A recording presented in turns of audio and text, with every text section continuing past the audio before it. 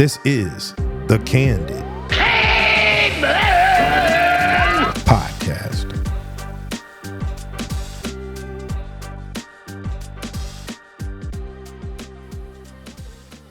Welcome back to the podcast, everyone, and thanks for listening. For this episode, I wanted to share what ended up becoming 8 things that us men can do to continue evolving, changing, and just generally bettering ourselves overall in life and becoming the best versions of ourselves. Versions, V-E-R-S-I-O-N-S, not virgins. For most men, that ship has already sailed. Anyway, I've come across quite a few, let's just say, interesting things in my travels around the good old interwebs. And one thing that I've seen somewhat often is men getting critiqued or being given advice on their looks from another man.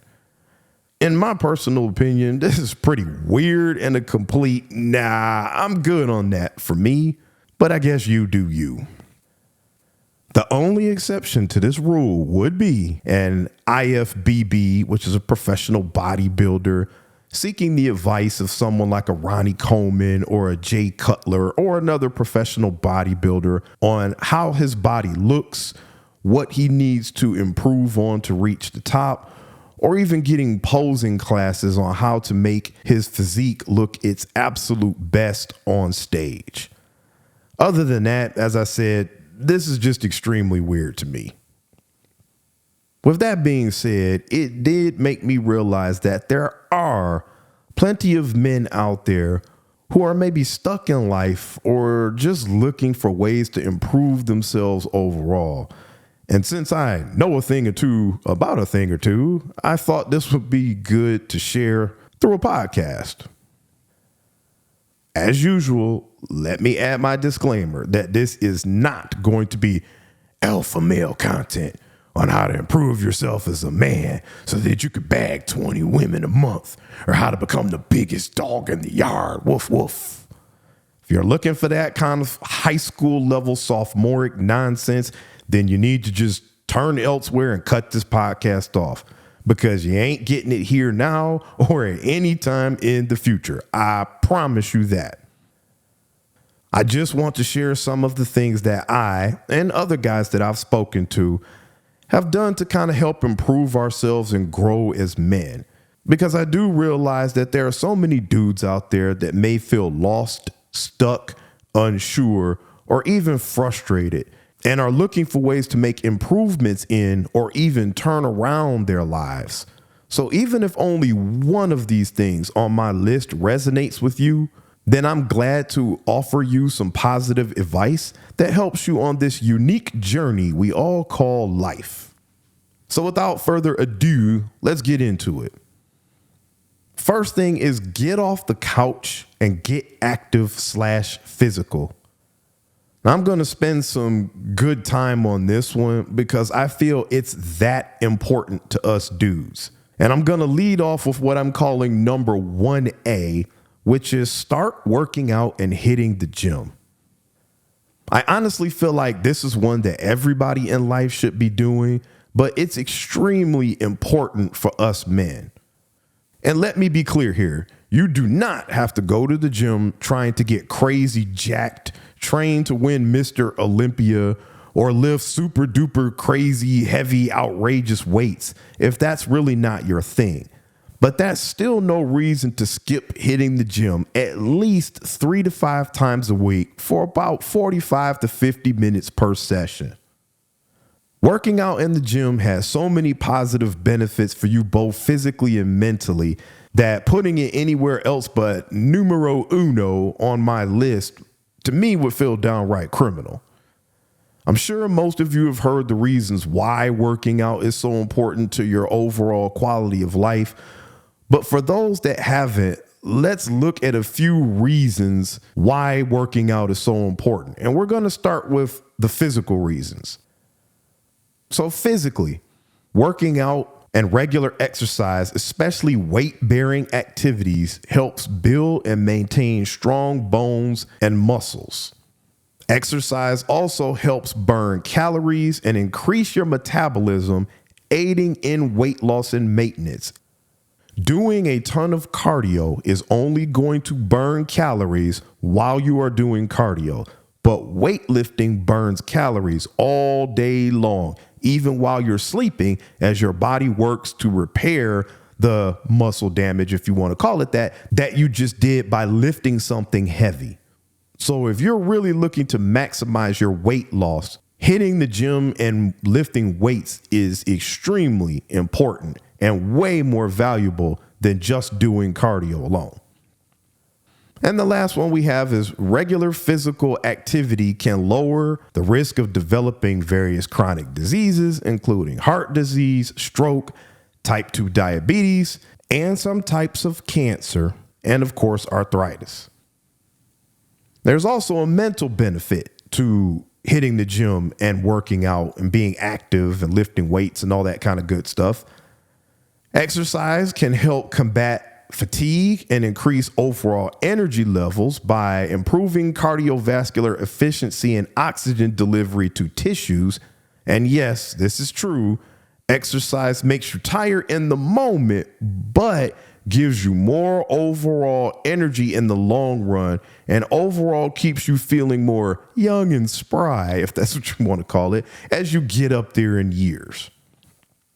Exercise also triggers the release of endorphins, which are natural mood boosters that can reduce feelings of stress, anxiety, and depression. And finally, achieving fitness goals and seeing physical improvements can boost self-esteem and confidence. And I'm going to add something to this in a bit that kind of works in conjunction with this point. So just hang on for a minute. Number 1B, training martial arts. Now, maybe you just don't want to lift weights, or hell, maybe you want to lift weights and do this at the same time. Cool. But either way, training martial arts is yet another way to keep yourself in great shape, and it offers a lot of the exact same benefits that weightlifting does. Not only that, but I've often said that I feel like every single man walking this earth needs to have at least a basic understanding of how to defend themselves should the situation ever arise. Now, I do understand this can be easily solved by carrying yourself a bang stick / firearm, but at the same time, not every single situation is going to call for you to have to pull out said bang stick and plug somebody or take their life. So having some kind of martial arts training at least gives you a little bit of an advantage over anybody who might try to come at you and attack you physically, especially if that person is untrained themselves. I promise you, there are millions of people who have found the exact same benefits in martial arts that you will find working out in the gym. And countless amounts of people have also said that martial arts literally saved their lives. Maybe from addiction, maybe from a bad mental space, maybe after a bad breakup and people were having not so great thoughts. It really doesn't matter what the situation is, but martial arts can sometimes have an even greater impact on your overall life than simply just learning how to defend yourself. And we'll end this point with number 1C, play a sport. Now, I'm not going to repeat myself over and over on the benefits of all these because they're all kind of linked together. But sports can give you all the same benefits that taking up a martial art or going to the gym does. It doesn't matter if you're old or young. If you're a young guy still in high school, play basketball, play football, run track, play baseball, or even join the wrestling team. And then you're kind of knocking out two things at once. You're getting the martial arts part and you're playing a sport, if you want to call wrestling a sport, at the same time. Just get into some kind of physical activity to get your body moving and start reaping all of the positive benefits from it. Same thing goes even if you're an older guy. You can go up to your local LA Fitness or the YMCA and play basketball. You can go to your neighborhood outdoor basketball court and hoop, join a softball league, etc., etc. There are plenty of things that you can do and plenty of sports from you to pick from. The key is to just get up, get your body moving, and find something consistent that you enjoy and can commit to doing over the long term. And of course, things like injuries and life do happen and accrue as you get older, but that means you just adjust and adapt accordingly and maybe even change sports or the intensity of the sport. But whatever you do, don't quit. Just a few minutes ago, when I was talking about that added benefit to working out that I was going to point out later, I was referring to one of the most important things that you can learn, especially as a man, from doing any of these activities that I mentioned earlier. And that is how to overcome adversity. I don't care which one of these physical activities you choose to do. They're all going to present you with an opportunity to overcome adversity. You could really be getting into lifting weights and decide that you want to start hitting PRs, going super heavy, or even getting into competitive powerlifting. You could be learning a difficult technique in martial arts or struggling with sparring against other people, or even playing a sport against other people that are better than you and you're losing all the time and getting your butt kicked. Those are all opportunities for you to force yourself to overcome adversity, which is something that is critical in life to everyone, but especially for us men. One of the biggest issues with a lot of these kids coming up these days is that they're so soft because they've never had to overcome adversity. And I don't necessarily mean soft as in learning how to fight or be a tough guy, but soft as in folding at even the slightest bit of pressure instead of learning how to work through it.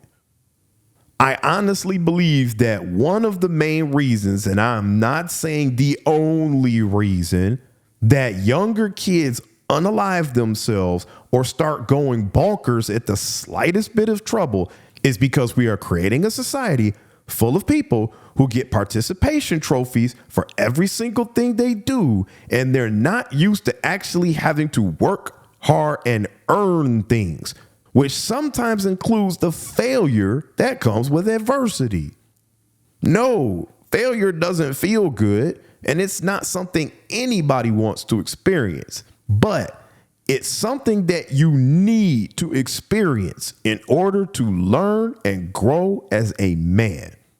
There is nothing about life that is easy or guaranteed. The older you get, the more you see that. And the better you are at dealing with adversity and uncomfortable situations, the better man you're going to be for your family, the better person you're going to be for your friends, and it's going to make you a much stronger man overall.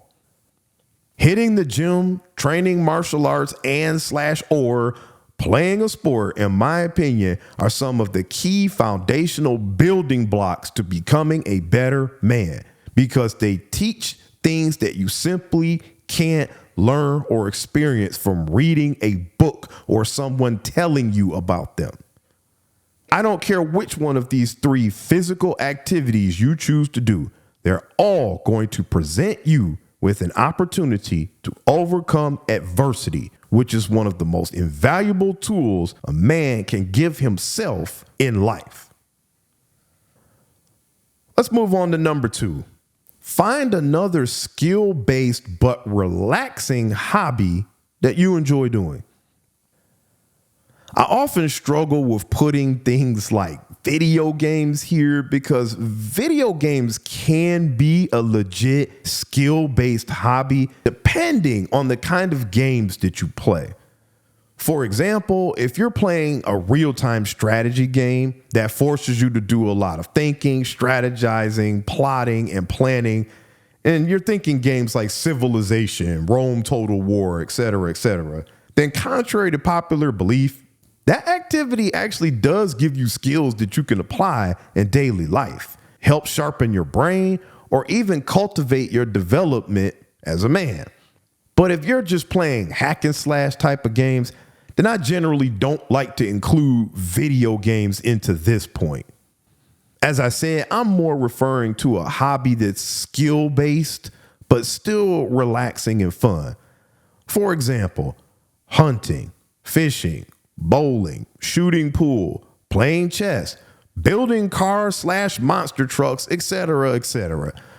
There's a ton of things out there that men can do as relaxing hobbies that are still skill-based and get you up and moving around or help you develop a new skill, but they aren't as intense or as physically taxing on your body as like working out or doing martial arts or playing a sport is. These are the hobbies that you do to relax, decompress, have some fun without stress, and give your body a rest when you're not doing all the intense physical stuff. Plus, these hobbies give you another outlet for something to do when you may need a mental break because you're frustrated in the gym or frustrated with martial arts or frustrated playing your sport. The biggest key here is to find a hobby that helps contribute to your well-roundedness as a man, and you are most definitely not limited to just two. Feel free to pick as many and do as many as you want to, but you should at least pick one. And once you combine this point with points 1A, 1B, and 1C, you're well on your way to keeping both your mental and physical health in good order. Because with all the pressure that the world can sometimes pile on top of our shoulders these days, us men need all the mental health we can get. Number 3, get out into nature. Now, if you decide to hunt, fish, or get into hiking or rock climbing, this one kind of gets knocked off your list as well. But otherwise, hear me out on this one. I'm not saying that you have to just instantly dive off the deep end, buy a bunch of gear and go camping, hunting, fishing, hiking, or anything like that. I'm also not telling you guys to drive out to some remote part of the forest with just a pocket knife, some string, and an old pack of bubble gum and just go all Bear Grylls when you have absolutely no idea what in the blue hell you're doing. Don't go out into the woods doing no crazy crap. Get yourself lost or even unalive and then come back if you get found alive, or have your family trying to come back and blame my ass for it. Now, if you are into hunting, fishing, camping, etc., then it's all good and you kind of already get it. But for the rest of you out there, start out by finding a paved nature trail and maybe go for a small walk or something like that. They have tons of these kind of things at parks or even designated local trails in every city all across the US. So finding one shouldn't be that hard. So I'm sure you're wondering where the hell I got this point from and why I added it in here. And the reason is because it's good for you. Now, I'm not getting off into any kind of spooky stuff, over spirituality or anything like that. I'm not suggesting that you go in the woods, sit under a tree, cross your legs, and meditate to the earth spirits, pray to the tree gods, or do anything even remotely spiritual or religious. I mean, don't get me wrong. If that's what you're into, then it's all good. You do you. But that's not necessarily what I'm suggesting. And I ain't trying to get that deep with it. With that being said, what getting out into nature does is help you clear your mind, reset, and get a temporary escape from, quote, the real world, if that's even what you want to call it these days. As I mentioned earlier, there are a lot of things that the world likes to heap on top of the shoulders of us men, and it can oftentimes be overwhelming. So being able to just get out into nature in general can help you get away from all the noise, clear your mind, and just put some things into perspective. Just walking around, seeing how the animals are existing in their environment, seeing interesting animal interactions, and just getting away from all the BS grind of everyday life can oftentimes give you clarity or perspective And trust me, it's actually refreshing. When you get out into nature, it can really alter your perspective and make you realize how small of a person you really are on this giant planet. And it allows you to see how many things are going on around you every day that you probably never even noticed. Even a half hour to an hour walk in nature can be just the experience you needed to turn your negative mindset around or keep you on that grind. Trust me, it really can be therapeutic in so many ways. Just try it. And if you don't like it, I offer a money back guarantee. Number 4. This one is a big one here. Limit your social media usage. Now, I did not say eliminate social media altogether, because like it or not, social media is a permanent part of this new world that we live in that we just have to embrace. But I did say limit your social media usage. I mentioned in a previous podcast that I am in some Facebook buy and sell groups, and that's it. Other than watching YouTube videos, Facebook buy and sell groups are pretty much the extent of my social media activity, if that's how you want to put it. Now, of course, I do read or watch certain Facebook reels and posts when they pop up, but the key is that I do not go looking for them, nor do I interact or engage with them. I will read them and oftentimes find some key points that I can use for a podcast, but I do not go out seeking these posts. And when I start getting sick of seeing these BS posts, I block or hide them. I go on social media, again, particularly Facebook, to do my thing in buy and sell groups, and that is it. But I see far too many men judging their lives against all of the fake BS you see on Facebook, Instagram, TikTok, and X. And that's just a one-way ticket to low self-esteem and depression.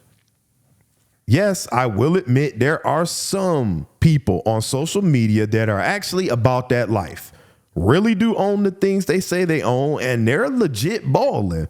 But more often than not, most of the people on these apps are just regular ass everyday people that are fronting or trying to show off a fake lifestyle in order to boost their own self-confidence, or because they're trying to themselves become influencers and actually get to the level that they're on social media pretending that they're already at. And let's not forget about all of the trolls, the good old trolls that you run into on social media that are nothing but low-life keyboard warriors just looking to drag you into their cesspool of negativity and despair because they ain't got nothing else to do with their pitiful lives. And I have seen, yet again, far too many men when I'm scrolling through the comments that get caught up in these arguments. And then it just turns into one big flexing contest where both participants look equally as weak, desperate, and stupid at the exact same time. I can give you a prime example of what I'm talking about, and it's something that I read very recently on a Facebook post.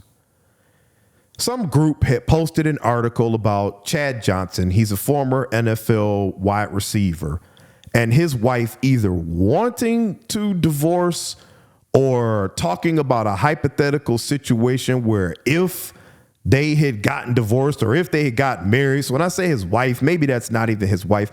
I don't know. Either way, this woman stated that she would want $3 million a year and all this other kind of crazy BS from Chad if they ever got divorced, hypothetically, maybe, possibly. So I started reading through some of the comments, and of course, a typical sassy pants black woman had to come in there flapping her gums. One of the first things she said is that Chad's wife doesn't need his money because she's doing good on her own, and that this woman is tired of men thinking that all women need their money, blah, blah, blah, blah, blah. Miss Sassy Pants went on to say that she dropped her bum-ass boyfriend 10 years ago and that she's never been happier. couple guys came into the post and started going back and forth with Miss Sassy Pants. And of course, this woman had to try to flex, saying that no man could provide the kind of lifestyle for her that she provides for herself. All these men in the comments were broke bums, and she was bragging about all the stamps on her passport and generally being a sarcastic asshole and coming up with these cute little comebacks and sick burns to some of the men in the comments, even saying something about one of the dude's mother. Man, at the end of the day, everybody in that whole exchange looked pitiful and weak. As I've always said and will continue to say, if a woman is truly happy without a man, she does not need to go on social media and constantly tell everybody she's happy. That's what mentally unstable or sad people do. They walk around telling people, I'm happy, I'm happy, I'm happy, I'm happy, I'm good, I'm so happy. No, you're not. And these men were just as much at fault as Miss Sassy Pants for engaging in her stupid buffoonery. These men should have just left the entire damn situation alone and ignored that woman, and she probably would have gone away.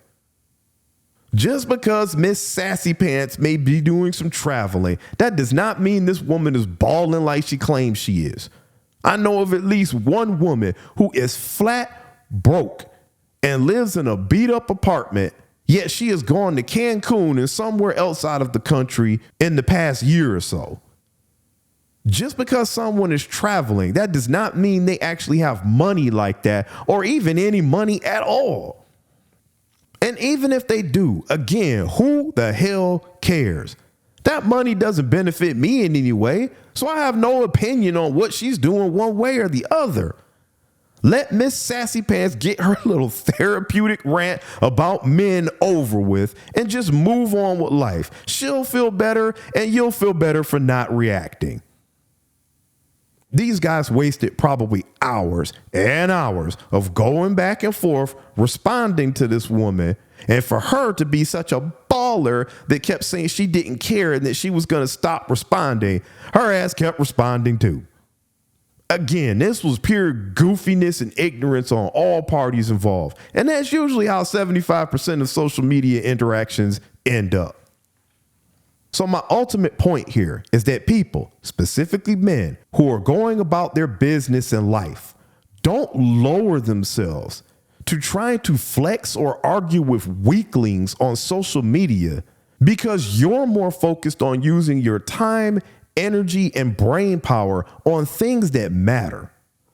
Social media is not the real world, which is where real men like to spend their time.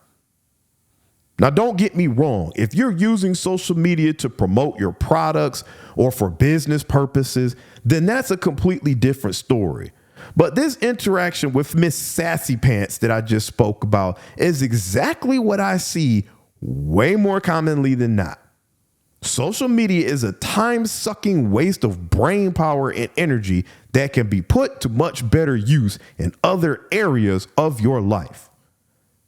Staying off social media, or at least severely limiting your social media activity, also teaches men something called restraint, which is yet again another key quality that you're going to need throughout life. There is inevitably going to come a time when you want to knock somebody's block off or react in a way / say something you shouldn't, and that's where restraint can save your bacon. Remember, just because you can doesn't mean you should, and you need to think the exact same way when you're using social media. Number 5, focus on staying on your path in life more than focusing on women. This one is particularly aimed at you younger men and single or divorced men who may be struggling to find a wife or girlfriend. Now, I am somebody who has been very, very open about my heavy use of dating apps years ago, and I learned about so many things using those apps than I thought I would. So I can't say that my experience was a total loss because I definitely picked up on some game, but I would not use those apps or get back into Facebook dating groups if I had the chance to do it all over again. One of the biggest lessons that I learned on these apps and being in Facebook dating groups is that they can oftentimes do more harm than good to your self-esteem. And they're a huge waste of time and a major waste of your effort. Now, most people walking this planet want love and companionship. So I get men wanting to go full throttle into trying to find their significant other. But oftentimes you end up spending so much time focusing on finding a woman that you don't spend enough time focused on staying on your path in life. Now, sticking with the whole concept of meeting somebody online, which seems to be how a lot of dating is headed these days, you end up wasting so much effort swiping on women, typing out conversations, or sending introductions and greeting messages that it can sometimes feel like a second job. And if you're steadily wasting your mental energy on wondering why this woman hasn't replied back to you, if she likes you, or what's possibly wrong with you because women may not be responding or liking you as much as you think they should, it's just not worth it. I have even seen ex-football players post that they played linebacker in college. They're in good shape and fairly good looking, and yet they're not getting nearly as many likes as they feel they should on dating apps, and it's bothering them. I already talked about this in a previous podcast, but women literally only go for the top 3 to 5% of men on these apps. So while the looks portion may be there for some guys, the financial or other ridiculous requirements these women are looking for may not be there. So even good looking guys are getting overlooked. Again, being completely honest, I was one of those guys that kept doing more swiping, kept signing up for more apps, kept getting into more Facebook dating groups, all hoping that it would increase my odds of finding the woman I was looking for. And while yes, I did make connections and go out on dates, the amount of effort that I spent doing all that stuff could have been focused on more important things. And eventually, I literally got to a point where I said to myself, this is stupid. I'm spending way too much time commenting and sending messages in these groups and checking my phone all the time and all that kind of crap when I could be using this time and energy staying on my path in life and finding other more productive things to do that will help me grow as a man. Even if you're a man who's going out clubbing all the time and trying to meet women in person, it just ends up being a waste of time and energy. Focus that effort into building yourself up as a man. Maybe trying to start a business, picking up a new hobby, whatever. The right woman for you is going to come along whenever she comes along. And that's something that a lot of us guys just need to accept. Stop wasting your time going out trying to seek somebody when that really only works, especially online, for the top 3 to 5% of men. Focus on your grind, go about your life, and put your energy into things that can give you real, tangible results. Going on dating apps, thirsting for women, and hitting up clubs trying to talk to every woman in sight ain't gonna be your ticket to love or romantic happiness. Focus on yourself and make you the thing that's most important to you. If the right woman comes along, awesome. If she doesn't, then it just wasn't meant to happen. And you don't have all of your time, feelings, and emotions wrapped up in trying to force something that wasn't meant to be. And I especially want to hammer home this point for young men who may be in college or even high school athletes that have aspirations of playing sports at the next level.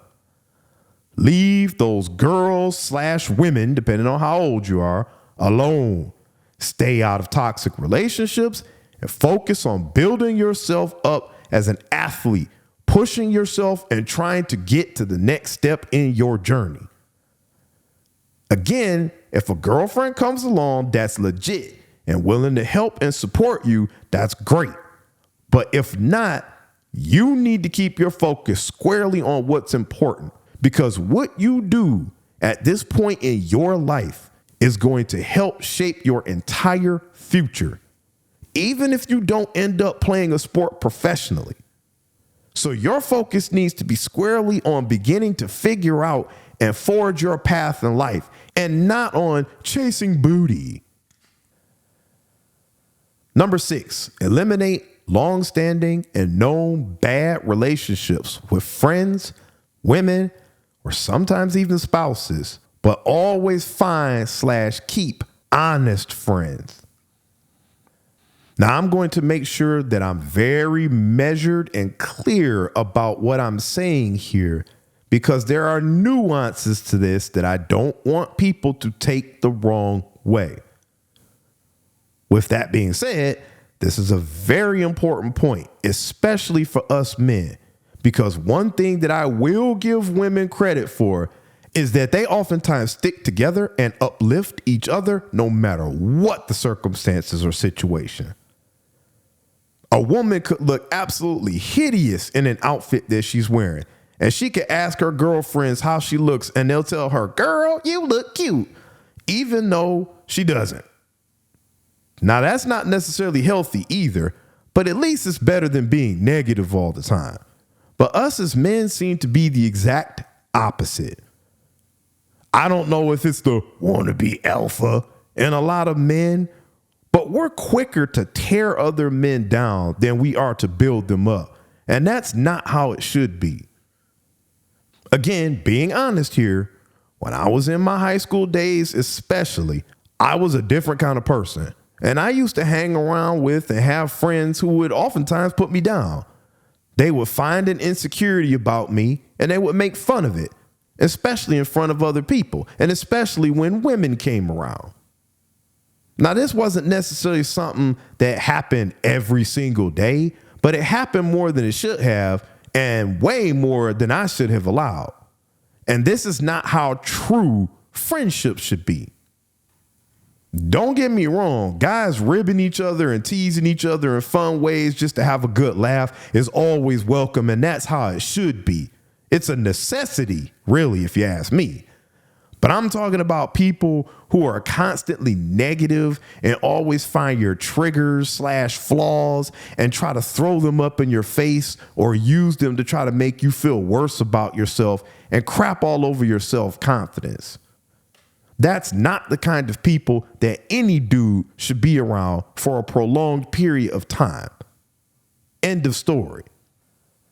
And I don't want anybody to confuse anything that I just said with men being honest with each other, because we absolutely need that.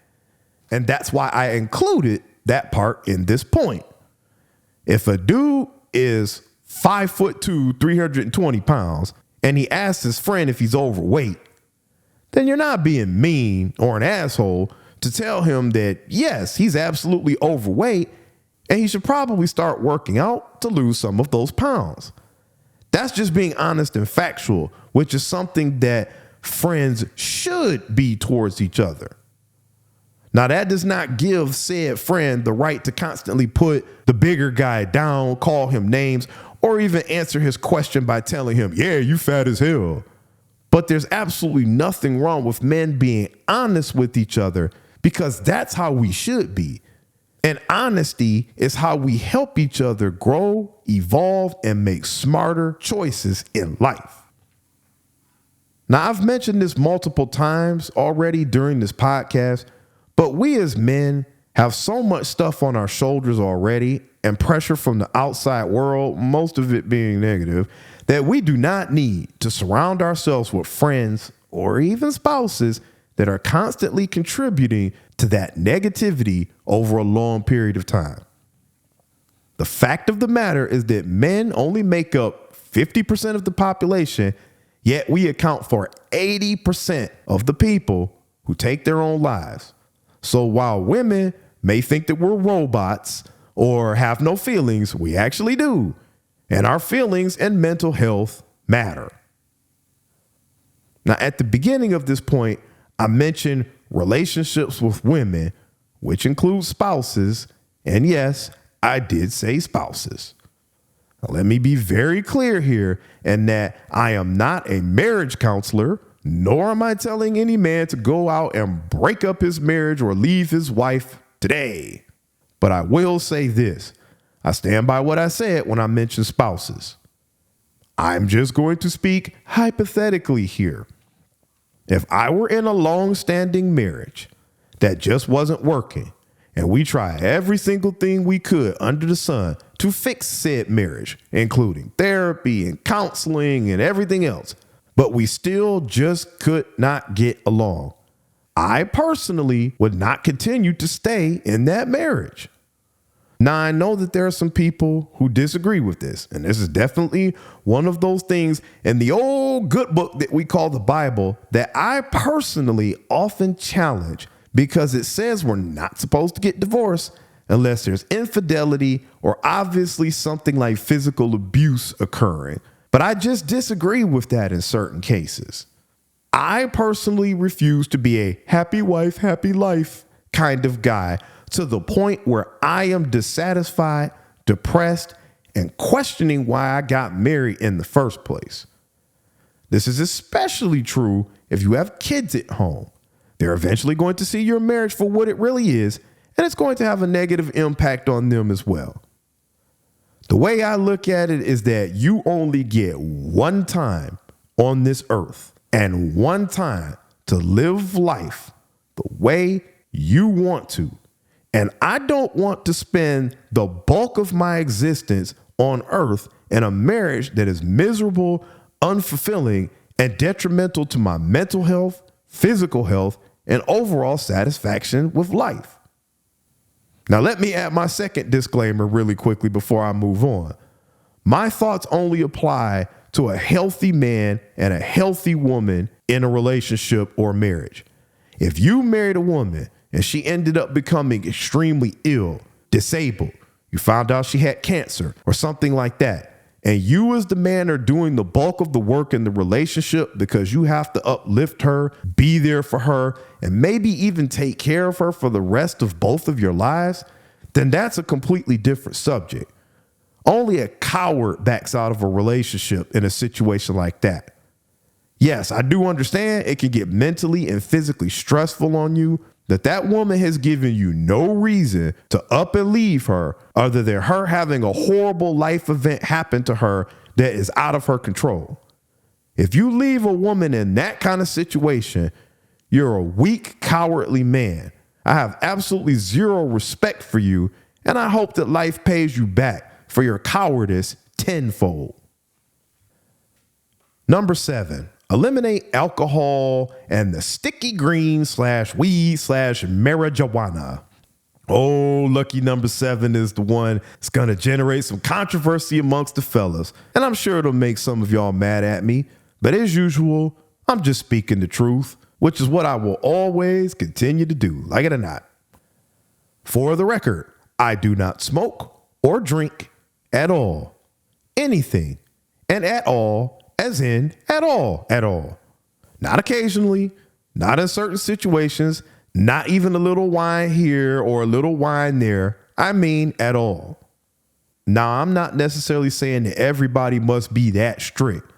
But to me, other than the occasional glass of wine or a glass of beer here and there, consistent consumption of alcohol is nothing short of drinking poison. There's a reason why liquor stores and bars say alcohol and spirits on the signs outside of their establishments. Because once you start drinking that alcohol, you start getting different spirits in you. And dudes start acting like fools, saying and doing things they normally don't say and do when they're sober. A lot of you dudes out there are just regular, everyday David Banners until you get some of that alcohol in you, and then all of a sudden you turn into the damn Hulk. I personally just don't understand why it's so enjoyable, because all of the negative effects definitely outweigh any perceived positive ones, in my opinion. First off, and this is just my opinion, only people who have weak minds need to constantly drink something to take the edge off or help them escape from reality instead of finding healthier ways to deal with their problems. Secondly, alcohol is basically a crutch for a lot of people who have the personality equivalent to that of a paper shredder. And therefore, they're completely unable to develop their social skills and grow as people and have fun without having to take a sip of good old Big Al. And thirdly, it's just flat out not good for your health.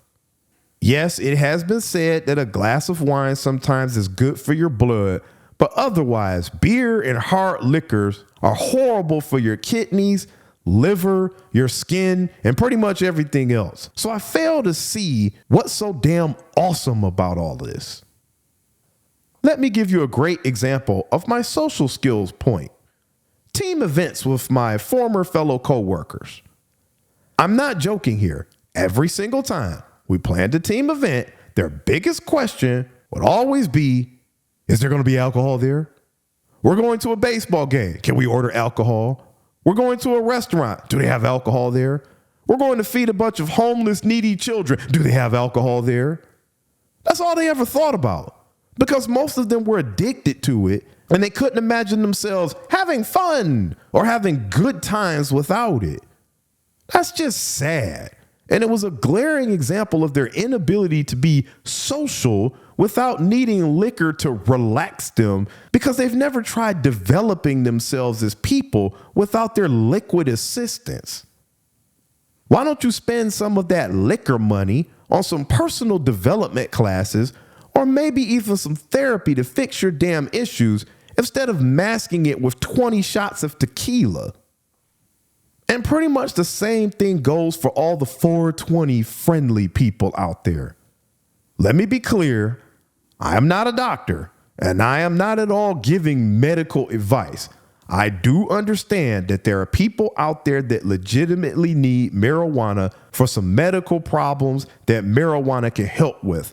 So I am not telling people to go against doctors' advice or suffer with the medical condition simply to show that you're not weak. But outside of that, anybody who has to use marijuana in order to get their mind right or to take the edge off, just like alcohol, in my opinion, is weak-minded and needs to work on their own personal deficiencies. I do understand that medically speaking, Mary Jane is actually way less dangerous than alcohol and not nearly as bad for your body, but I still stand by what I said. Anybody who has to take mood-altering substances or consume mood-altering beverages just to get through hard times in life or to have more fun has deeper issues that they need to seek help for.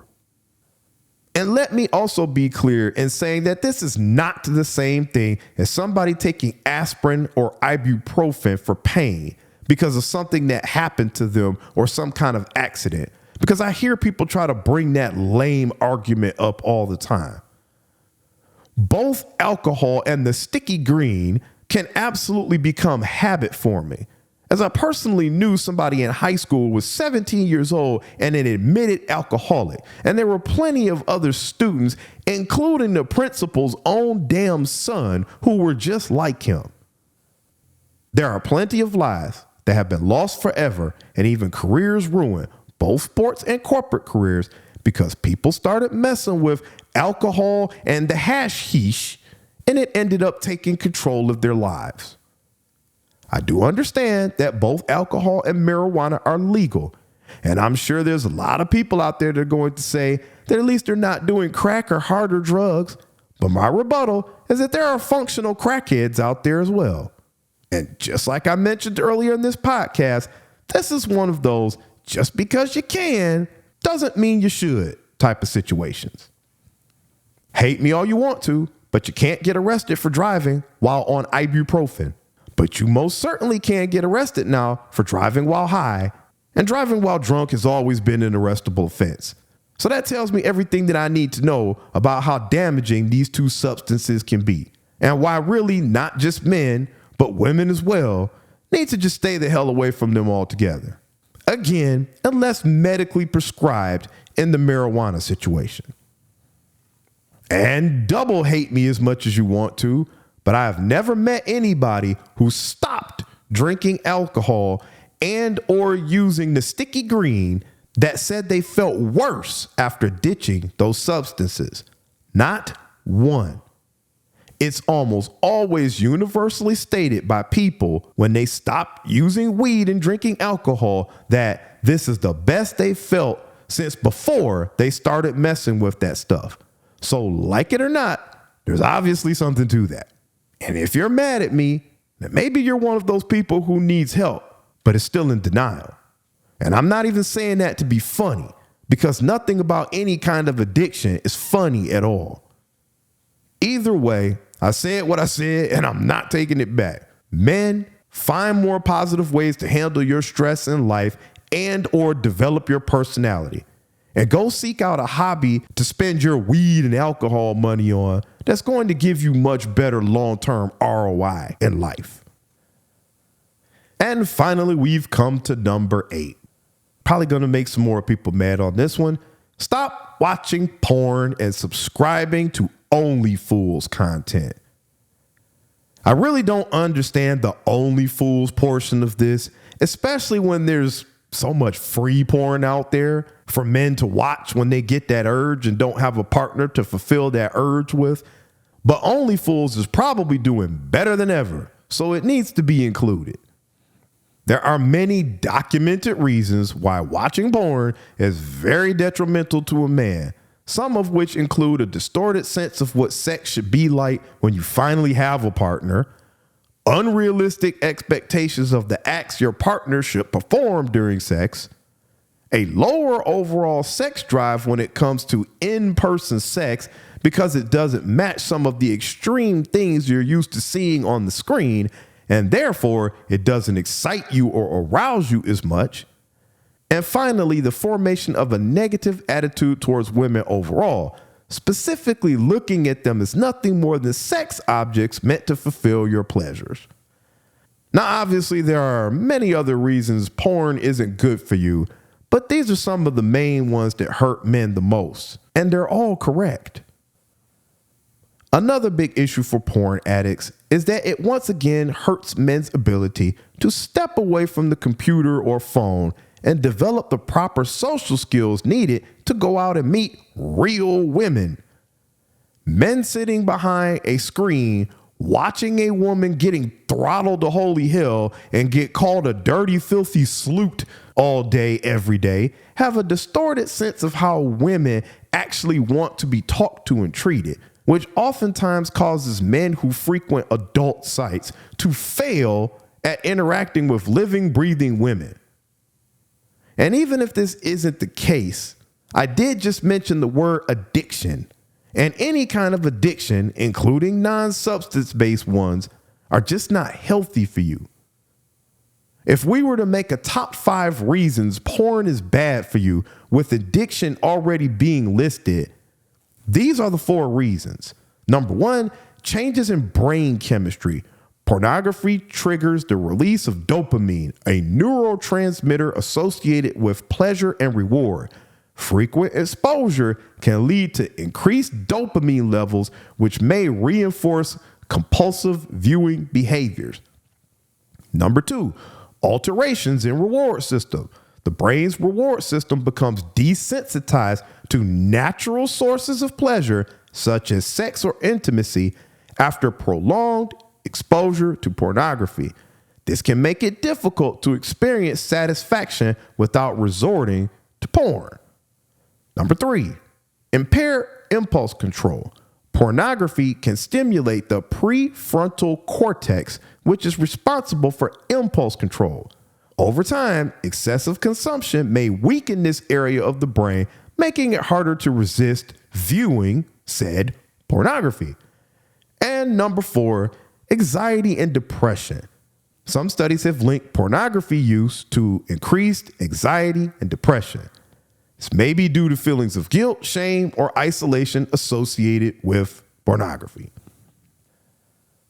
And if you're only watching free porn, this doesn't even factor in the financial aspect of this addiction as well. If you're out here supporting and subscribing to all of these OnlyFools models, then you're also wasting your valuable hard-earned money on a bunch of worthless harpies that care absolutely nothing about you.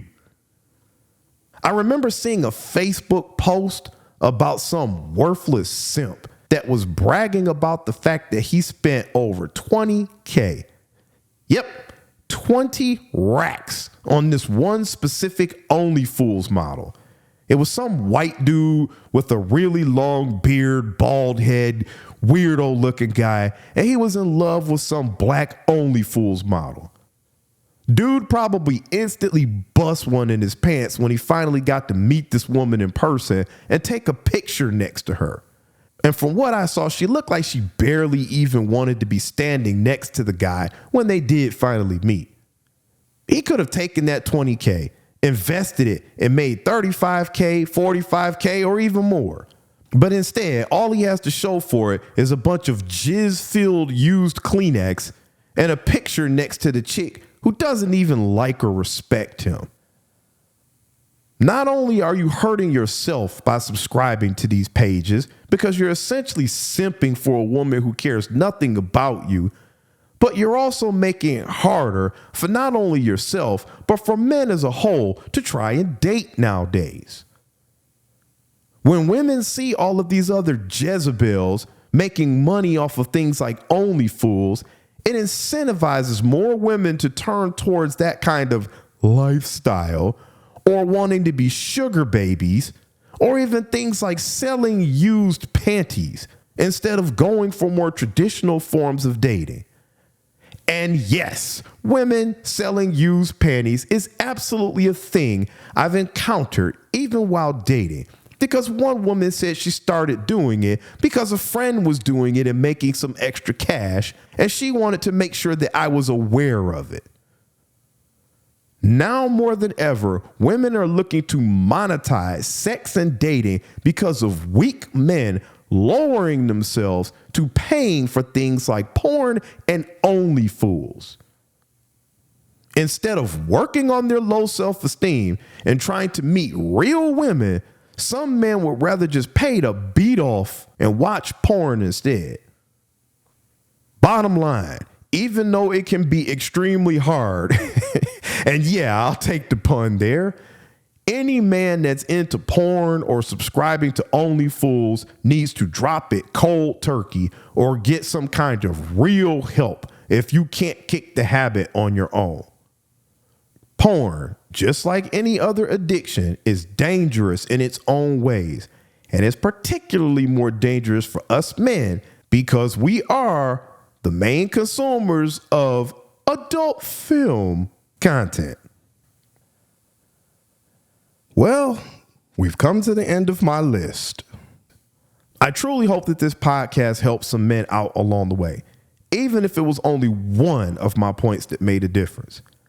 And as usual, I'm sure I also hurt a few feelings along the way as well, especially with points number 7 and 8. That's just how it goes sometimes. It is what it is.